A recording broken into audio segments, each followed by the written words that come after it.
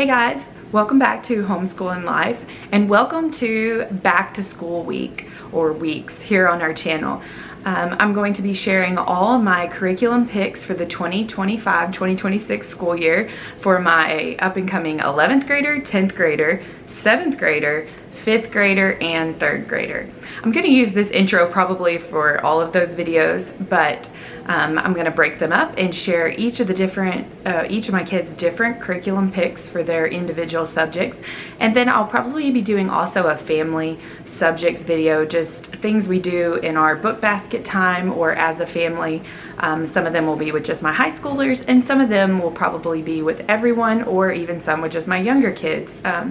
Having a wide range of kids like this, it just looks different. Every year things are changing, but I'm excited to share with you guys what we will be using for this school year. So I hope you enjoy these videos, and please subscribe to our channel. We would love to have you here during this back to school time. It's such a fun time as a homeschooler where you're getting to see all the new things and see what everyone's using. I know I enjoy watching curriculum choices, so I hope you enjoy these videos. And anyway, here is our picks for the new school year. Okay guys, welcome back, and today I'm going to be sharing with you all our family subjects or things we do as a group, and a little bit of our Bible thrown in as well, some of the kids' individual stuff that we'll be doing this year. So we're going to start right off with history. We have always done history together. My older two that are in high school, my 11th grader and 10th grader, they have most of their history credits. They have an American history credit and a world history credit that they've already completed. We still have government and civics to do, but we're going to save that for next year. And so they most likely will not be joining us unless they choose to or time allows for our group history things. Now, I do have them reading a lot of history, literature, and nonfiction this year. Personally, I had a lot of books that I wanted them to cover. They used a textbook more for their American history, although they read some good books that year to go along with it. But I wanted them to just dive deep into some, living books or great novels. And if you'll watch my videos, you'll see that for them, their curriculum choices for this year. But for my 7th grader, 5th grader, and 2nd grader, 2nd, 3rd, he's somewhere in that range, we will be doing this Snodgrass America the Beautiful. I will say this is a full curriculum. I think it has like 150 lessons. All the way through America till 1877 or 1000 to 1877. So like explorers, and then you have until present, 1800s to present. I am not 100% sure we will go all the way through this. We may break it up into 2 years. We'll just see how much we're enjoying it as we go through. I tend to, with history, we just read the next lesson, read the next chapter, and so we see how far we will get. But if we're really invested in it and enjoying, diving deep into it, we may spread it out over the next 2 years. But anyway, we've used Snodgrass for high school, enjoyed it.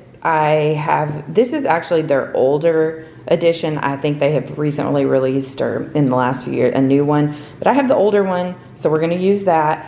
I have this, We the People. This is, documents and just words, it says, from the makers of American history. So just some reading that you'll do throughout, some poems. We actually have been memorizing this one the last few years, so that's kind of cool.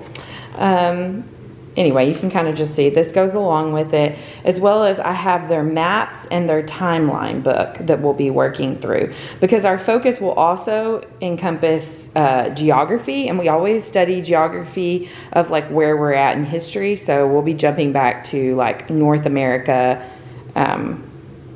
for our geography as well. So this maps book the curriculum tells you what to do for maps in this book, also for the timeline.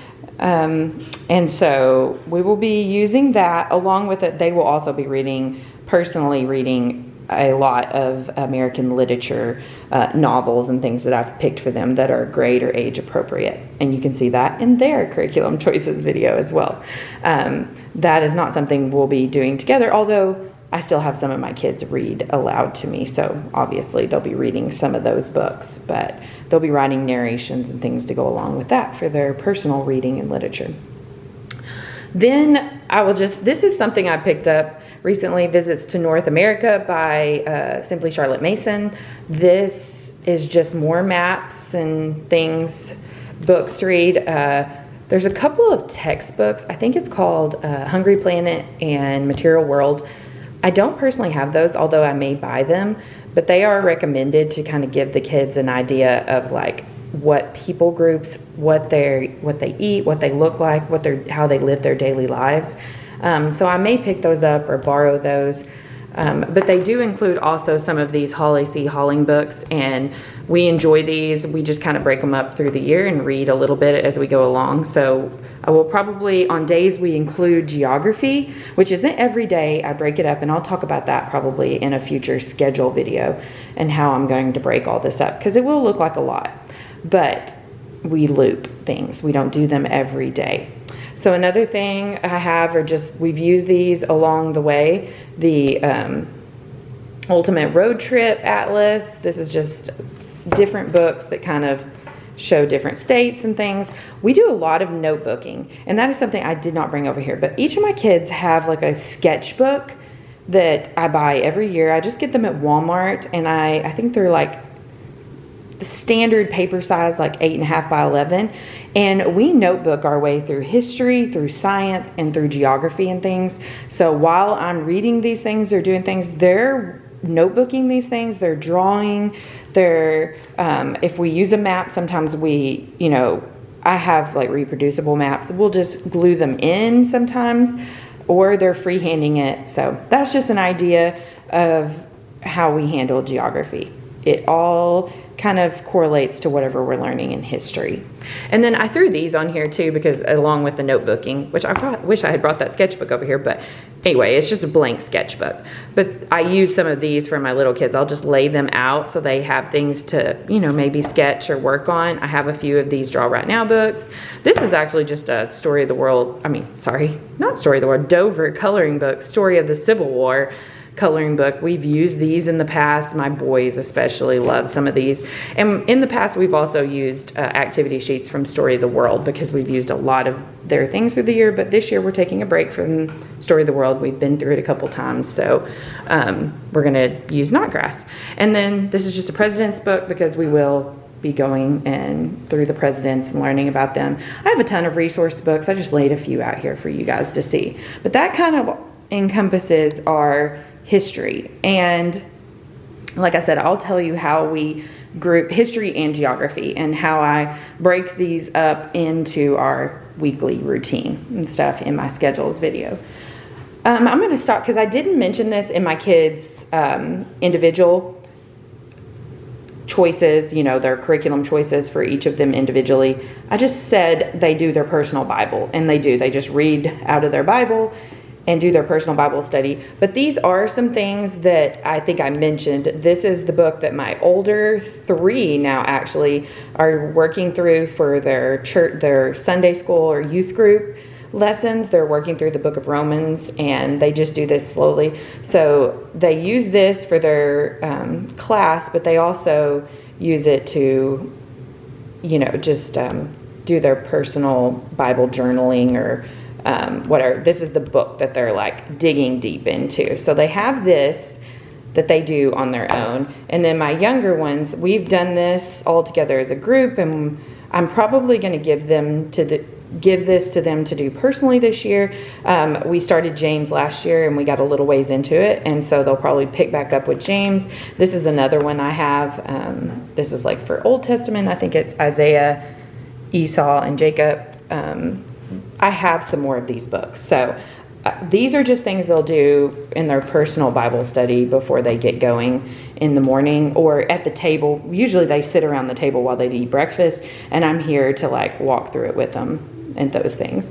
And then another one that I'm not sure if I'll include all of my kids or just my little guys, but I'm going to walk back through this book this year with them when we start our group time, because I love this book, Theology by Marty Machowski, I think is how you say his name.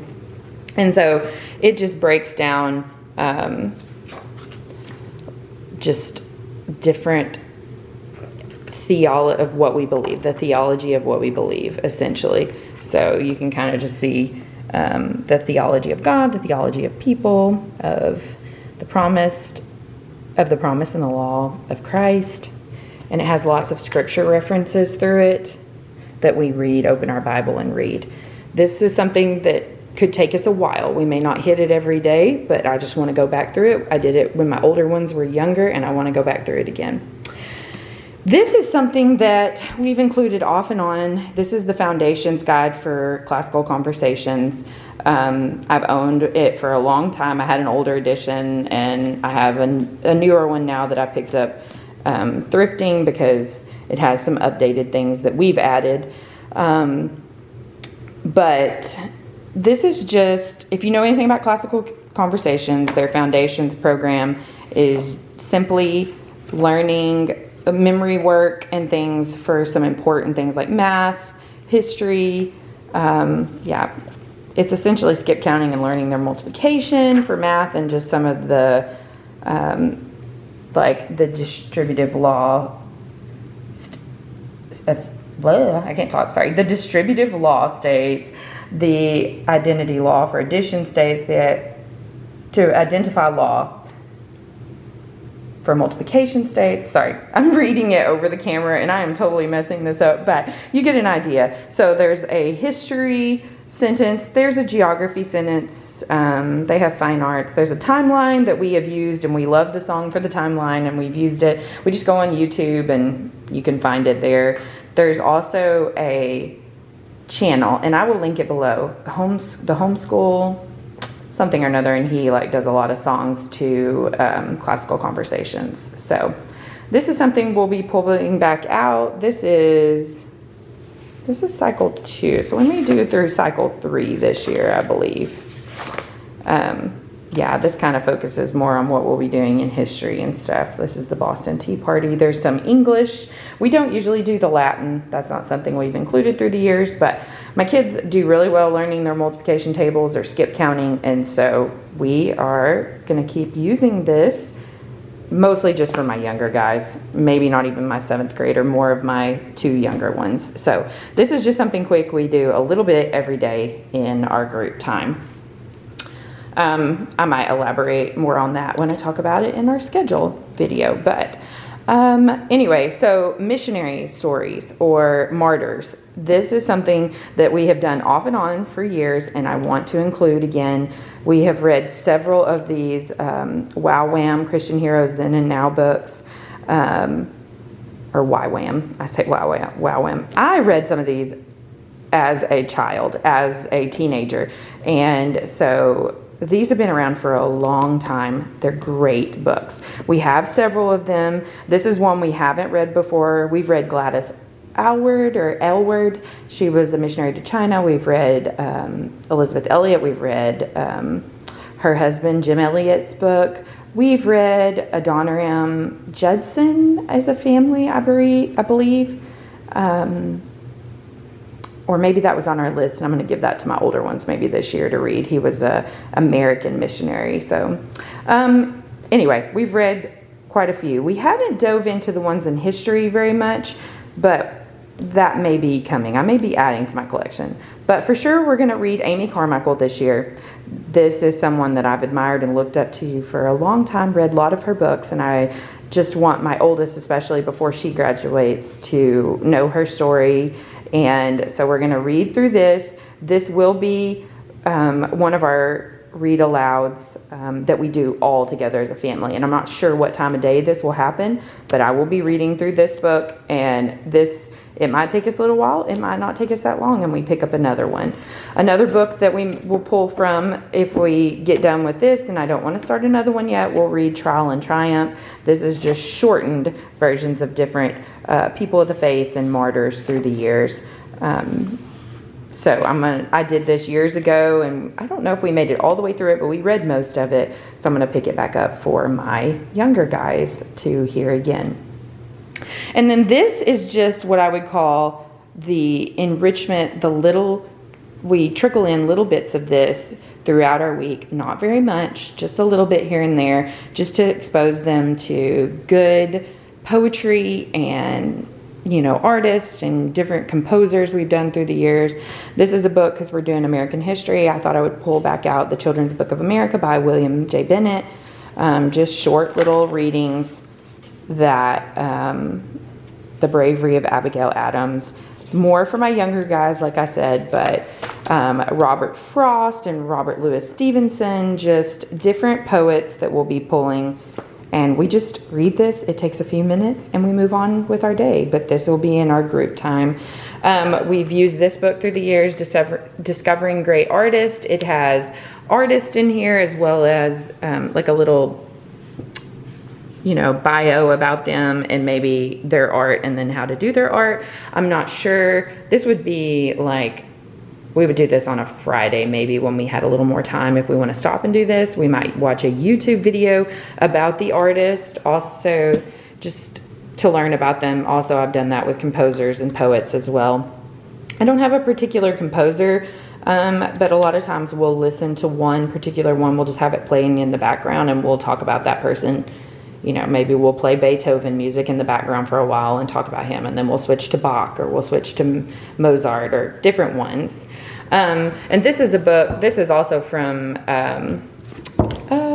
Classical Conversations. That's what I was thinking. I didn't know if that was Copper Lodge Library puts it out, but this is New World Echoes, and like I said, short stories. This is The Young Robin